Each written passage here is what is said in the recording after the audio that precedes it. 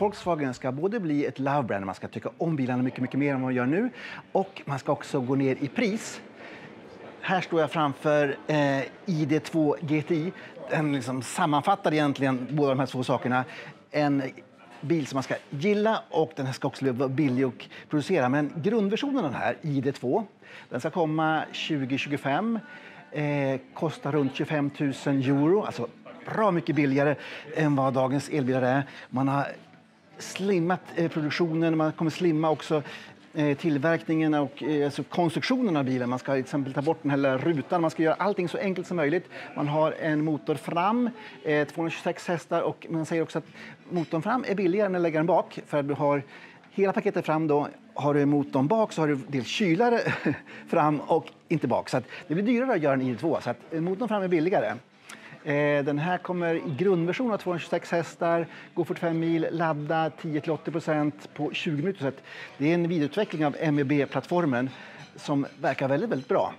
Och man kommer också lite längre fram med en ännu billigare elbil, runt 20 000 euro. Och då kommer det ta fart. Men alla konkurrenter i Europa är ju på det här spåret, så det kommer komma billigare, smartare elbilar. Sen har vi det här med love brand då, och då kommer GTI med. Alltså, det ska vara bilar som är intressanta, som man ska gilla, som ska vara lite spicy. Och här borta har vi grunden till det hela, alltså GTI-grunden. GTI kommer nu stå för, inte injection, utan för intelligence. Och den här bilen tycker man ju, man får en relation till den. Jag har det i alla fall. Jag körde inte just den här, men många GTI-bilar tidigare har kört, framförallt den här 16-tilen. Det var ett väldigt stort steg uppåt. Då kunde man köpa en vanlig smart familjebil som var extra skojig också. Så att man ska gå dit. Man ska göra alltså skojiga, spännande bilar. Och jag har pratat med Volkswagens nya designchef Andreas Mindt. Och han ska förklara vad det här med love brand för oss. So jag står här med Andreas Mindt, Volkswagens nya designchef. Så han ska berätta för oss varför vi ska gilla Volkswagen mycket mer i framtiden. So glad to see you. Yes. And you are the new head of design. Yes. Since February. Yes, that's right. 10 months. Yeah. Have you achieved this one? Yes. That's incredible. It was a crazy time. The first 10 months. It was very intense. Let's say, but a lot of fun as well. Yes. It's great. Yeah, we created even more than that, but it's confidential. Yeah, I'm sure. So you are going to spice up the brand's image or the perception of cars. Yes. You have 3 headlines. Yeah. Actually, on one side, we go down to the true elements of Volkswagen, which is stable and likable. This is homework for us. But on the other side, we name it the secret sauce. We have to put some spice on it. And I'm happy about the GTI because there's a lot of spice. Yes, but could you walk us through these things, 3 things? Stable. What is stable if you look at the car? Yeah, stable is stability, the stance of the car. When you watch the car, it's really strong on the floor. Strong, yeah. Really strong. It's not falling over. Yeah, so all the weight is really distributed to make it really strong. Did the old Volkswagen fall over? So it's coming a little bit from the history. When you look at the Golf Mark IV, it's the same. Very clean side door panel and additional wheel arches. Yeah, and that makes a wide track and a slim body. When you look at the Beetle, it's the same. It's a slim body and wide track. And that makes stability. Yeah? And of course, in the shades, when you go around, the seat post is very strong element. You kept the seat pillar, of course. That's the signum for the car. Yes. For the brand. Yeah, absolutely. Yeah. Super strong, connecting the roofs with the side pillar. Yes. And when you imagine, you have an accident or something, it's sheltering you. It's like a shelter. And that is stability. And the second thing is sympathy. You should feel sympathy with the car. Yes. Smile. Yeah, you say this is going to be a love brand. Yes, exactly. Yeah. And how am I supposed to see this is a sympathy car? Yeah, you have proper eyes. Yeah, you're looking at eyes and you have a smile. Yes, yeah. Original Beetle was eyes and a smile. Eyes and a smile. In combination. And someone, you know, it's uplifting. You know, it's setting you in a better mood and being optimistic as well. You know, we want to do an optimistic design, which is lifting the mood of the people, not pushing it down. And then the third thing is spice it, or the sympathy for the cars. Yeah, that's the secret sauce we did. Secret sauce. So what is the secret sauce with that system? Yeah, at Volkswagen, it's for us, for instance, the hidden sportiness. Just like the first generation GTI was a standard car, but it was spiced up, and that was so special and over-delivering the expectations from customers. And that is the secret sauce, the spice on it. Spice on it. So you think Volkswagen has been a little bit too boring? Yeah, I would say, there's always a danger. If you do standard things that are very rational. But as I said, it's not only rational; it's emotional as well. Yes. You add some emotions, and then you have you have more fun with the product, and this is what we're aiming for. So, how important is it to sell cars that have cars that you really connect emotionally with? Yeah, I think it's super important. Emotions, and we did show this little clip in the beginning. So, if you live with the car, you have experience. Something is happening. You put ice cream on the seat, you know, and this is giving the car the name. Yeah, exactly. Yeah, this is turning then a boring thing into something special for you. You give a nickname to your own car. It's great. Yeah, we always had these nicknames, and we name it Beetle. Beetle is not an official name. It was named Käfer in Germany. Do you think you will have names? This is ID2. This is sort of boring as well. We are going back to names. Yes. We believe they have a value and matches to Volkswagen because it's giving more personality, more sympathy. Could this be Polo? Nah, we don't know. Let's say I can't answer this question. There's a big discussion right now, but it's not finalized. So the Chinese market then? Yeah, Chinese. Can you do the same tricks or the same design and appeal to the Chinese customer, or do you have to do something else? Yeah, you have to adapt. Of course, because it's a different culture. The meaning of likable is different, and so you have to make an adjustment. What is a likable car in China? Yeah, the likable car is a different level of likable, you know, because they are sometimes they jump from a different point of view. So you have to make it match to that. Make it optimistic is good, you know, uplifting. That is really good, but not too cute, you know. Too cute looks like a weak thing in China.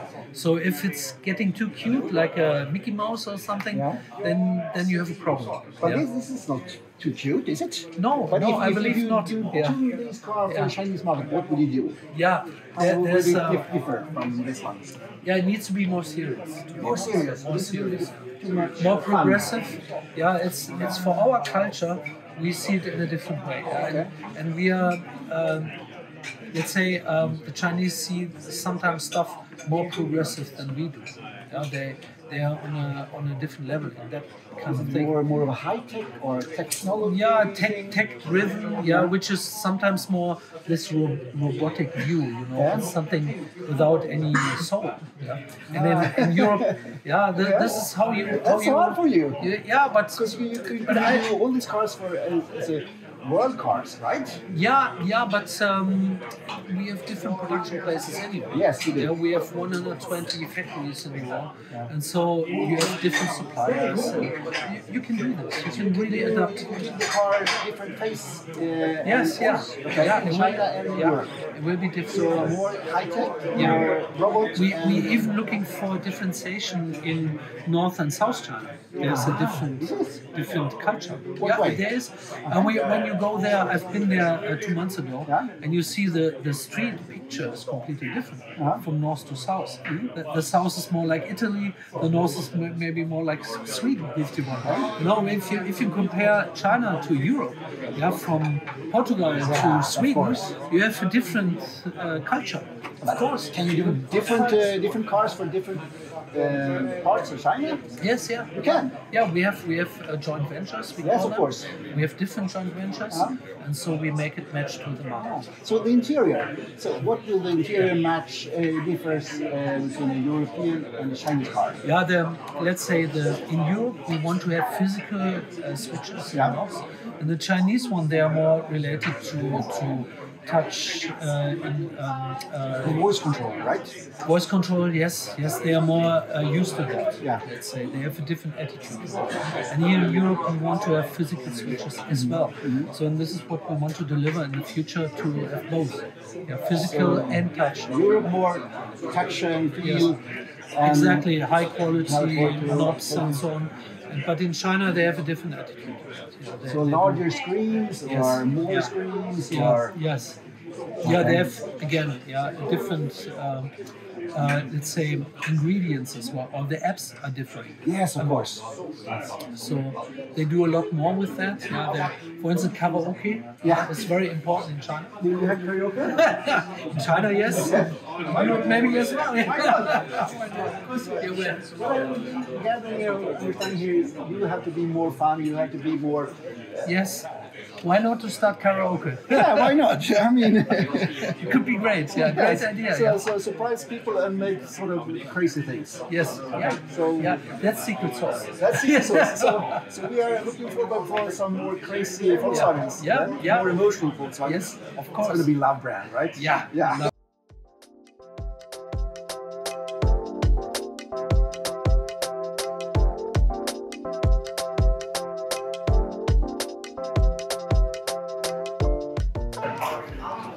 So we're standing here from with the first GTI from 1976, right? 76 was the first year. Yes. This one is 83.